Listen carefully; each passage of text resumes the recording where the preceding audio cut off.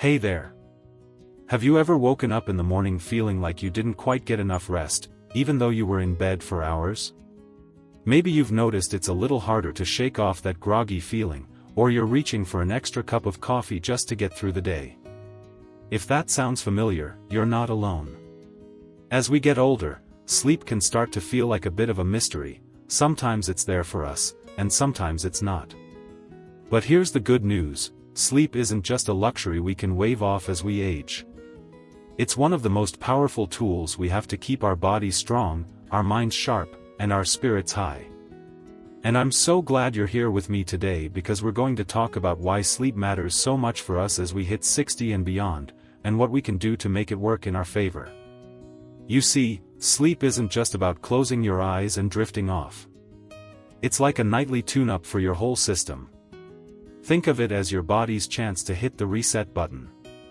While you're dreaming about that trip you took to the beach years ago or maybe even dancing with an old flame, your brain is busy clearing out the clutter from the day. Your muscles are repairing themselves, your heart's getting a break, and your immune system is gearing up to keep you healthy.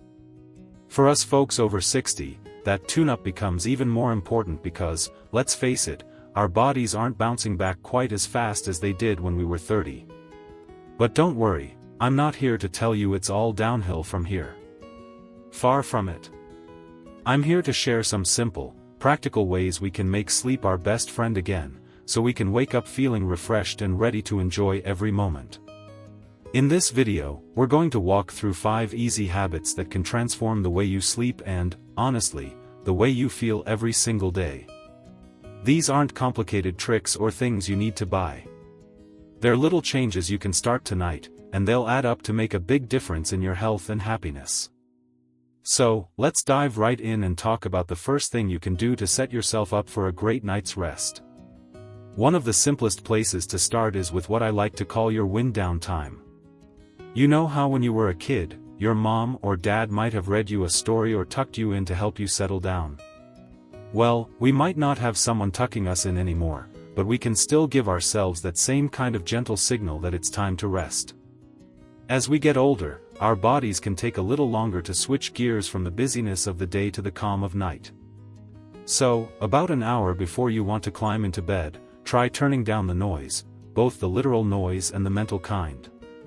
Maybe that means shutting off the TV, especially if it's one of those loud action movies or a news show that gets your mind spinning. Instead, you could pick up a book, something light, like a cozy mystery or a memoir, or listen to some soft music. I've got a friend, Mary, who's 68, and she swears by her little evening ritual of sipping chamomile tea while she flips through a magazine. She says it's like telling her brain, hey, we're done for the day, time to relax. And you know what? She's been sleeping like a baby ever since she started doing it.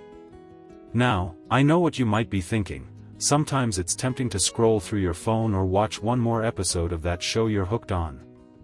But here's the thing, those screens are throwing blue light at your eyes, and that tricks your brain into thinking it's still daytime.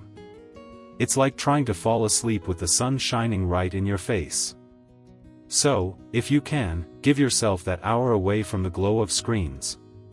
It doesn't have to be boring. You could chat with your spouse, do a little stretching, or even just sit and listen to the quiet.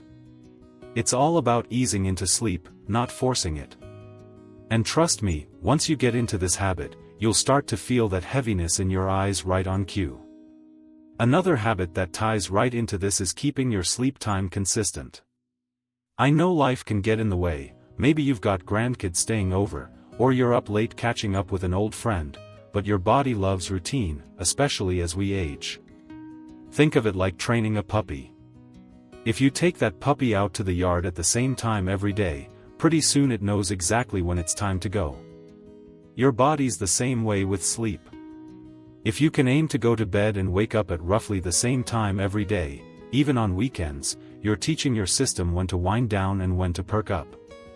My neighbor Tom, who just turned 72, used to stay up past midnight some nights and then sleep in until 10 the next morning. He'd tell me he felt sluggish all the time, like he was dragging himself through the day. So, I suggested he try setting a bedtime around 10:30 and waking up at 7. It took him a couple of weeks to get the hang of it, but now he says he's got more pep in his step than he's had in years. The beauty of this is that it doesn't have to be rigid. If you're a night owl, maybe your sweet spot is midnight to 8 a.m.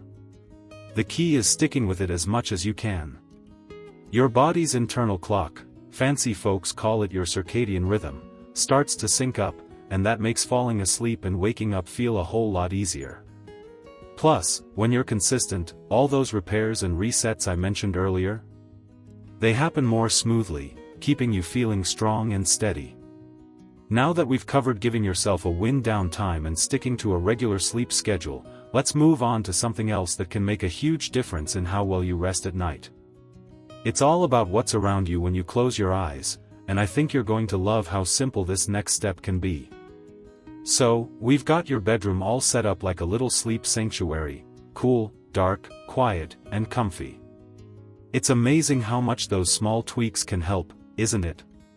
But here's the thing, what you do during the day can play just as big a role in how well you sleep at night. It's like laying the groundwork hours before your head hits the pillow. And don't worry, I'm not about to suggest you start running marathons or anything wild. This is about simple, everyday habits that fit right into your life and make a real difference. Let's start with moving around a bit. I know, sometimes the idea of exercise feels like a chore, especially if your knees creak or your back's been giving you a hard time. But hear me out, this doesn't have to be a big production. Just a little activity during the day can tire you out in the best way, so you're ready to rest when night rolls around. Think about a gentle walk around the block, maybe you wave to a neighbor or watch the birds flit around. My friend Clara, who's 73, started taking her dog out for a 15-minute stroll every morning. She says it's not just the pup who's happier, she's sleeping sounder too. If walking's not your thing, even some light stretching or swaying to your favorite song in the living room can do the trick. The point is to get your body moving enough to say, hey, I've earned a good rest tonight. And here's a little bonus, getting out in the daylight while you're at it can work wonders.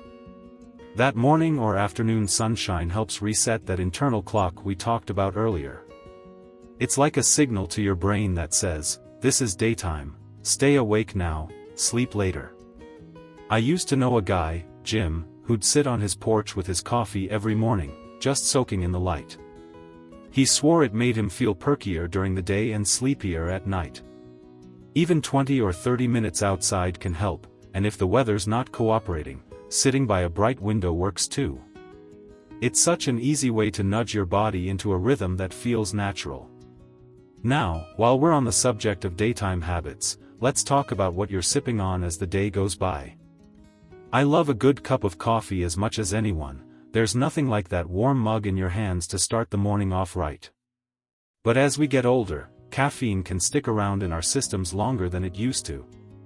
That jolt you get at 3 p.m. might still be bouncing around when you're trying to wind down at 10. I learned this the hard way myself a while back. I'd have a little pick-me-up in the afternoon and then lie awake wondering why I couldn't drift off. So, I started cutting off the coffee after lunch, switching to herbal tea or just plain water later in the day. It took a few days to adjust, but now I don't miss that restless feeling one bit. If you're a tea drinker or love a soda, same idea, try keeping the caffeinated stuff to the morning and see how it feels. And speaking of winding down, naps can be a bit of a double-edged sword, can't they? There's nothing wrong with a little snooze, sometimes it's the perfect way to recharge. But if you're napping too long or too late, it might steal some of that sleepiness you need at night. My sister, Pat, who's 66, used to doze off for an hour or two in the afternoon, and then she'd be wide awake until midnight. She started setting a little timer for 20 or 30 minutes instead, and it's been a game changer. She gets that boost without throwing off her night. So, if you're a napper, maybe keep it short and sweet. Think of it like a quick refresh, not a second sleep shift.